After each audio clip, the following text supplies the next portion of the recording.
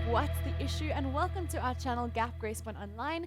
It's really exciting to have you joining us, and we're really looking forward to the bit of time that we get to spend with you today as we discuss some of the issues that you may be facing as a parent or a guardian or a community member of a preteen, and some of those issues that they face on a daily basis. Today I've got with us Elvis. Elvis is a youth pastor, and he's going to be telling us a little bit more about himself, and he's going to be helping us look at our topic for today on What's the Issue. So Elvis, welcome. Thank you. Please let us know a little bit more about yourself. So I'm Elvis. I'm a very what can I say? I'm very passionate about young people. I'm passionate about helping young people, have build character and be better at like. The one thing that motivates me is that I like to be the person that I never had when I was young. So that's basically me in a nutshell. Well, that's amazing. And Elvis, I'm really glad that you're joining us today, so thank you for coming through. It's a pleasure. And I love that you say that you want to be for other people what you didn't have growing up. And I think that's exactly what the issue is all about. It's about saying there are things that we would have dealt with as we were kids, and yes, things have changed over time, but how can we address those things now so that our kids or those preteens in our community have that guidance, have that support that we may not have had when we were growing up. So today for What's the Issue, we're going to be looking at this idea of fitting in. Now we know for preteens that fitting in is pretty important, and I'll ask Elvis to explain in just a second. But basically, when you are a preteen, you are thinking about fitting in. And today we want to look at what are some of the things that might be challenging to preteens in this developmental phase of life when they're trying to fit in, and how can you as a parent, a community member, a guardian, anyone working with preteens help them so that they are supported and able to deal with this challenge. Elvis, can you tell us a little bit more about why fitting in is so important to preteens?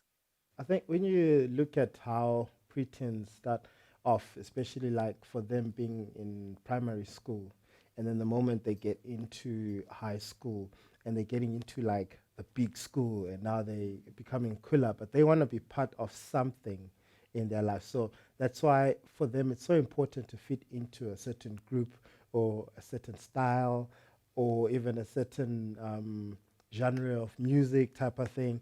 So they feel like it's actually their identity, how they want to be identified as.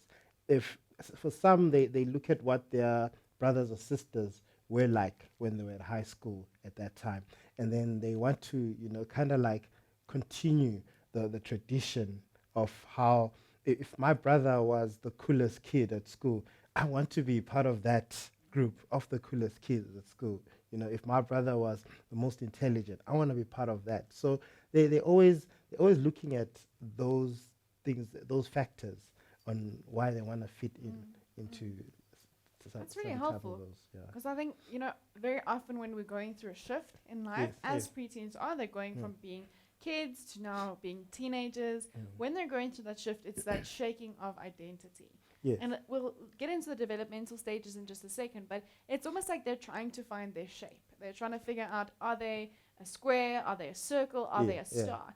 I used this analogy yesterday in a conversation that I had with someone. When kids are little, they get those buckets with the lids that have all the different molds on it. And so they'll get their block and they will try and put the block through the shape. And it will only fit through that mold when it is the right shape. Yes.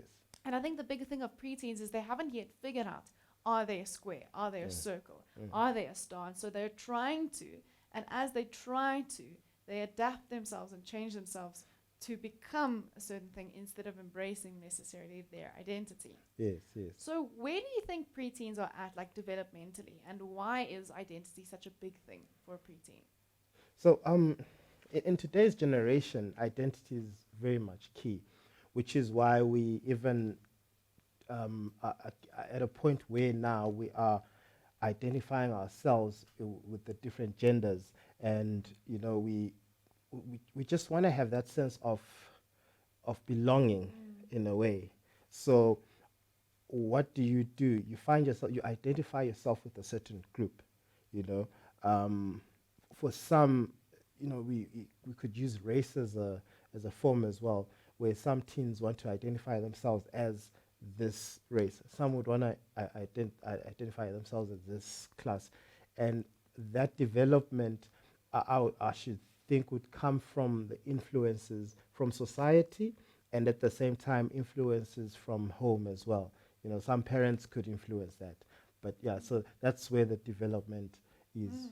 So I think what you highlight is really important, and it's really interesting as well that you identify or speak about this idea of identification and where they identify. Because one of the big things that developmentally we know that preteens are facing and dealing with is a big developmental task of identity, and especially as they shift and transition to the teenage years, they are trying to figure out what does identity look like. You also spoke about identifying with different groups. Now, what's tricky with fitting in is the fact that when you are trying to identify or fit into a certain kind of group, you're not necessarily being authentic or being yourself. Do you think there's a difference between fitting in and belonging? Okay, so there is a difference between fitting in and belonging. But now, in today's generation, fitting into them is belonging to a certain group. So for me, the difference between fitting in and belonging is that when you belong to a group, it's already something that you are. Basically, it's your identity. And then fitting into a group is because you want to be part of a group. That's where I derive the differences from that. And then looking at what teens do, teens feel like fitting in is part of belonging. You know, I could think of my days when I was at high school, if because I used to dance a lot. So for me, fitting into the group that dances, if I see other artistic type of guys, then I'll try and fit into them, and not knowing that, no, I just belong to a certain group. But just that thing of, I want to be the hip guy. I want to be the guy who's got the new sneakers. I want to be the guy who's got the swag and everything. I want to fit into that group. So it even affects the way I relate to my parents as well, because now I need money for a new pair of sneakers, a new pair of J's. I need money for this T-shirt. I need this so that I can fit into this group, and forget that my true identity is we're not that much well off at home. My true identity is that I'm just a normal kid like any other kid.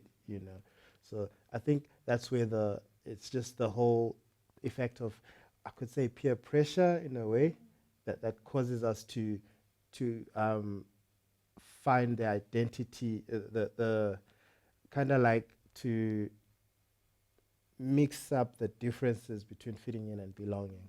Yeah. And I think the analogy that you've given us with the dancing is really helpful, because Yeah. it's almost the sense like, if you are trying to fit in and if your preteen is trying to fit in, if we use that same analogy, it's a case of them saying, dancers are the cool kids. I want to be a dancer. Doesn't matter whether they naturally dance or whether they're inclined. It's like me saying, I'm going to be a dancer.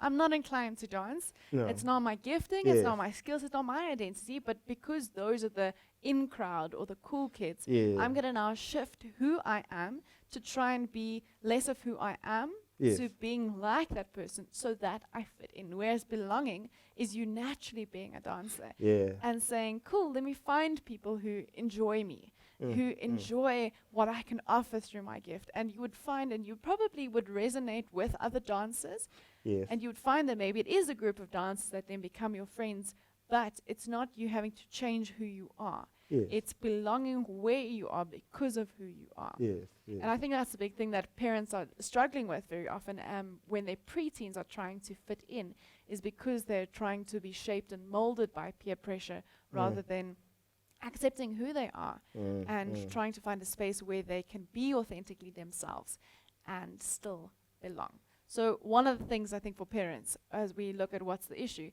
is the fact that we need to try and encourage our kids to rather belong than Yes, to fit yes, in. yes, To that's find where is that space where they can be authentically themselves, to reassure them that they can be who they are. They don't have to change every aspect of themselves so that they can fit in, but to belong. Oh, that's So true.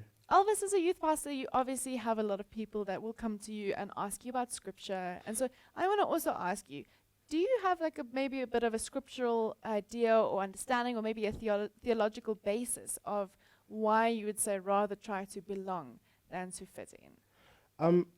I would go to the most, could be the most easiest story of Joseph, who had a dream, who had so many dreams, and he stuck to his identity, which was where he belonged. He did not try to fit in with his brothers. Now, his brothers had this different idea, but he did not try to fit in. He continued pursuing where he belongs, pursuing where he knows that he was going to.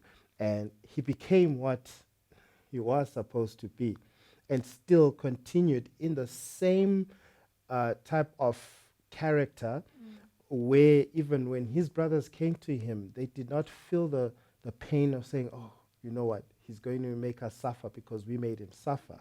But because he knew what his identity was, he still put them in that same table, saying, as much as you guys were mean to me, you guys were like this, were cooler than me, but it doesn't stop me from still being the loving person that I was created to be.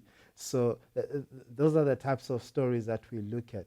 Or we could look at a story like stories of David as well, where you see this young man who stayed as a shepherd.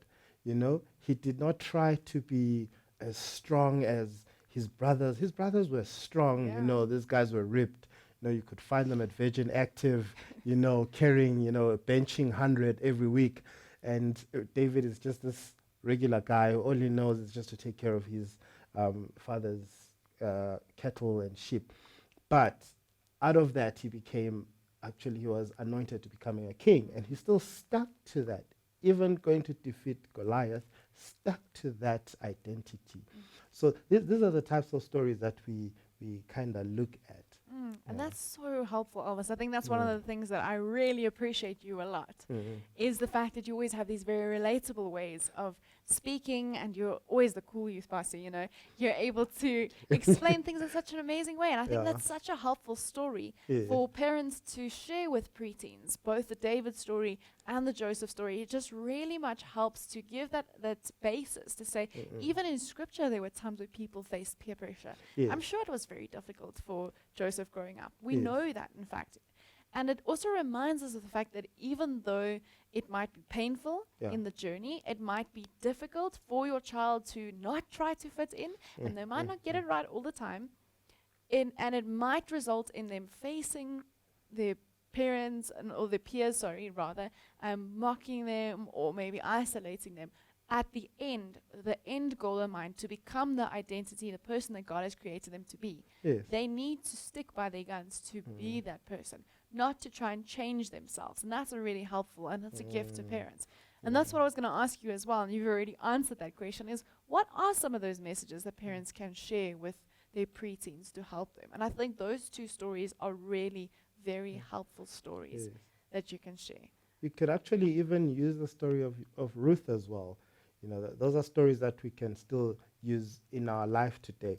We can use the stories of Samson, who lost his identity because of trying to fit into a certain group, and yet he was off a certain group. So some of these things, sometimes we lose our identity trying to fit in, and once we lose our identity, we lose our kind of like we lose our way from where our vision, or I'm just looking for the right word. Destiny, yes, where our destiny is, because now we're trying to impress others, and whilst we're trying to impress others, we end up losing our strength. We end up losing our focus, stuff like that. So those are the things that we need to look at as well. So helpful. Thank you so much for that. Elvis, do you have any last thoughts that you want to share maybe with parents as they try, or community members or guardians, as they try to assist the preteens that they are exposed to, that they are guiding and leading, in terms of this idea of fitting in? Maybe something that someone shared with you growing up, or a story of your own learning would be helpful, just to kind of bring it home, and just as we wrap up today. I think the one thing that parents today should maybe look at is today's today's generation it's no longer the generation that needs to be told what to do, but it's a generation that needs to be engaged with regards to how life is today. What you can actually do is have conversations with them, and those conversations are gonna get you to know your teen even better. You know, try to create conversations with them. They love that. What I've realized is sometimes even just preaching to a teen is like to them it's just like, okay, you know, It's just another it's adult just trying to tell me another what to do. yes. Yeah. But the moment you sit down and try to understand from where they are, that way they will engage with you, and both of you will start learning from one another, and that way it will help you to grow together. And like as for me growing up, never really had that opportunity to have an elder have conversations with me, but I actually remember this one man who used to just take walks. I used to walk with him when he was taking walks, and we'll just have conversations, and that taught me more than what I would have learnt at home. You know, so those are the types of things that we need as teens as well, to say, have conversations with them, understand them from their level, and that way, you know, you will see a better way through just growing up with your child. So it's more about like listening and being patient, trying to hear their perspective rather than telling them what their perspective should be. We want to encourage parents to have those sit-down conversations with their preteens. Yes. When you notice that they're trying to fit in, have a conversation with them, take a walk, Yes. and find out what is happening, what's going on in their life, why are they feeling that they are needing to change themselves to fit in, and approach it from that perspective. Yes. Reminding them that this is completely normal. This is something that preteens have faced for many, many generations. Each one of us will have faced it as we've grown up, and so they're not alone. But it's about together with the community figuring out where they belong rather than who they should be so that they can fit in. Thank you, Elvis, for joining us No, for thank today. you. It was really Thank you. amazing. We're definitely going to have you back for another one of these episodes Okay, or another thank one of you. our offerings in GAP Gracepoint Online. So please look out for Elvis. He's definitely the coolest youth pastor that I know. Thank you so much for joining us for another episode today on GAP Gracepoint Online, especially for those that have been joining us for What's the Issue. We look forward to having you join next time, and please do let us know if you have any specific topics that you would like us to address, to look at, and how we can help you guide and lead and facilitate the growth and development that is happening in your home and to your preteen. Thank you. Goodbye. Thank you.